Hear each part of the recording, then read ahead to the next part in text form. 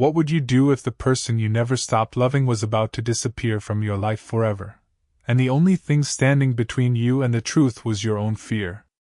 This story shows that sometimes the wait is exactly what love needed to become real.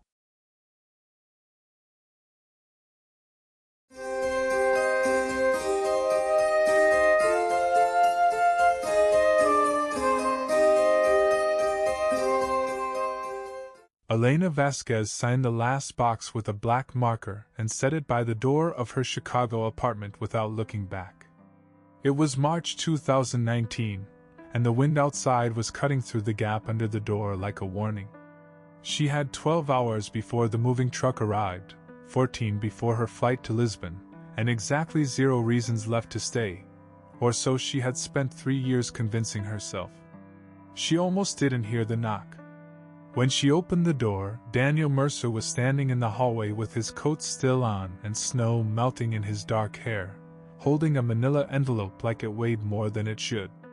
He was a senior architect at the same firm where she had spent 6 years as a structural engineer, and for most of that time they had been the kind of colleagues who understood each other across conference tables without finishing sentences. Then, 3 years ago, something shifted. Then it stopped. Then she accepted the Lisbon position and told herself it was the right move. He looked at the stacked boxes behind her, and something crossed his face that he quickly controlled. "I know you're leaving tomorrow," he said. "I'm not here to ask you to stay." She stepped back to let him in anyway. The apartment smelled like cardboard and the faint ghost of the coffee she had brewed at 5 in the morning when sleep stopped being an option. Daniel set the envelope on the kitchen counter and kept his hands on it for a moment before letting go, like he was releasing something he wasn't sure he should release. "What is that?" she asked. "Something I should have given you a long time ago." He looked up. "Before you go, I just need you to know it exists." She didn't open it right away. Instead, she put the kettle on, because that was what she did when she didn't know what to do with her hands, and they stood on opposite sides of the kitchen counter in the particular silence that had always existed between them, the kind that felt full rather than empty. He had been the first person she'd called when her mother died, 2 winters ago. Not because they were close, they weren't, not officially, but because he had lost his father the year before and she knew, without logic, that he would understand what 4 a.m. grief sounded like. He had stayed on the phone for 2 hours without trying to fix anything. That was the night she understood she was in trouble. But Daniel Mercer was the kind of man who kept himself at a careful distance from the things he wanted most. She had watched him do it at work. Brilliant, precise, always one step removed from being fully present, and she had eventually accepted that she was one of those things he had decided to keep at arm's length. So when he hadn't said anything by the time she got the Lisbon offer, she stopped waiting. She poured the tea and slid a mug toward him. He wrapped his hands around it but didn't drink. "The night of the Henderson project," he said. "The presentation. Do you remember what you told me after?" She remembered. It had been a brutal week. They had been the only 2 left in the office at 11 on a Thursday, and she had said, without thinking, that working with him was the closest she had come to feeling like herself at work since she graduated. It was more honest than she intended. He had gone quiet in that way of his, and she had walked to the elevator before she could make it worse. 2 days later he was distant again, and she told herself she imagined the moment. "I went home that night," he said, "and I wrote you a letter." He nodded at the envelope. "That letter." She looked at it. "He kept writing letters," he said. "Every time I almost said something and didn't. Every time I thought, and then decided I was wrong to think it." He exhaled slowly. "There are 11 of them in there.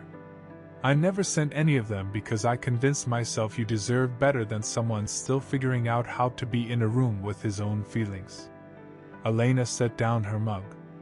For a moment the whole apartment was just the sound of snow against glass. "Daniel," she said carefully, "why are you here the night before I leave?" "Because I found out you were going," he said, and for the first time in 7 years I felt something I wasn't able to rationalize away. He looked at her directly. I'm not asking you to stay. I know you built this move. I know Lisbon is real and right for your career.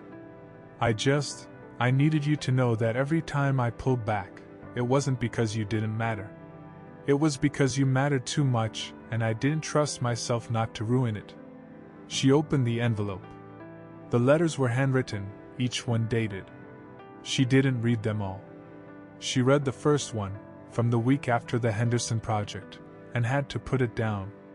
His handwriting was small and careful and completely unlike how he spoke, open in a way he never allowed himself to be out loud. He had written about the way she argued in meetings, precise and unafraid. He had written that she made him want to be better at being present. He had written that he was terrified of that. She read the last one next. It was dated 4 weeks ago, when she had announced the Lisbon position in a company meeting. It was 3 sentences long. It said that he understood. That he hoped she would be happy. That he was sorry he had taken so long to be brave enough to be someone worth choosing. Her throat tightened in a way she had not allowed it to in months. She looked up at him. He was watching her with the expression of a man who had already accepted a particular outcome, and was just waiting for it to arrive. You wrote me 11 letters, she said. Yes.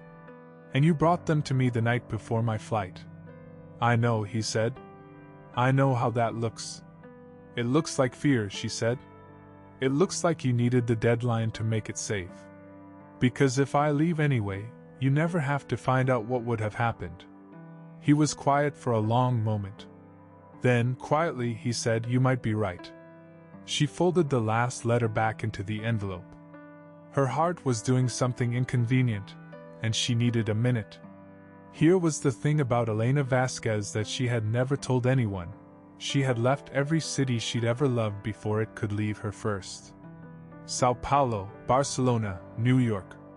She moved not because she was restless but because she had learned, somewhere between her parents' divorce and her first real heartbreak at 23, that it was safer to be the one who decided when things ended. Lisbon was not just a career move. Lisbon was a preemptive exit from a feeling she hadn't been able to outrun. She had loved Daniel Mercer for at least 2 years and had been very good at not examining that too closely. She stood up and went to the window. The city was white and quiet below her, streetlights blurring through the snow. If I stay, she said, I don't mean in Chicago. I have the position, I have the apartment there, I have a plan. But if I open this, she lifted the envelope slightly without turning around, and we try, I need to know you won't disappear the moment it gets real. Because I can survive leaving. I have done it before. What I cannot survive is staying for something and having it dissolve quietly because you got scared. She heard him set down his mug. She heard him cross the kitchen. He stopped close enough that she could see his reflection in the dark window glass beside hers. I have been scared, he said, for 7 years. And I am still scared right now. But I am more afraid of you getting on that plane than I am of anything that happens if you don't. He paused. That's new for me. I want you to know that's new. She turned around. They were close in the way that people only stand when they have already decided something, even if they haven't said it yet. She thought about the letters. 11 letters. A man who had been paying attention for 7 years and writing it down in private because he didn't yet know how to say it out loud. That was not indifference. That was fear shaped exactly like hers, just facing the other direction. She thought about the flight confirmation in her email. She thought about the apartment already leased in Lisbon, the team waiting for her, the version of herself she had designed to not need this. And then she made a choice, not the easy one, not the safe one, but the one that was true. She took his face in both hands and kissed him, and he kissed her back like someone who had been waiting a long time to stop being careful. The moving truck still came in the morning. She still got on the plane. But 3 weeks later, Daniel Mercer arrived in Lisbon with a carry-on bag and a job offer from a firm that had been courting him for 2 years and that he had kept declining without fully understanding why. They stood in the small kitchen of her rented apartment near the Tagus River, jet lag and coffee and morning light coming through windows that faced a city she was just beginning to learn, and he set his phone on the counter showing her the signed contract. "I'm not following you," he said. "I'm choosing this. There's a difference." "I know," she said. And she did. They were not the same people who had stood on opposite sides of a conference table in Chicago, careful and circling. They were two people who had both spent a long time running from the same thing and had finally, separately and then together, decided to stop. The letters lived in her desk drawer, all 11 of them, and sometimes in the evenings she read one out loud and he would listen without explaining himself further, because they were already past the need for explanations. Lisbon was warm in May. The river smelled like salt and distance. And Elena Vasquez, who had always been the one to leave, learned for the first time what it felt like to arrive.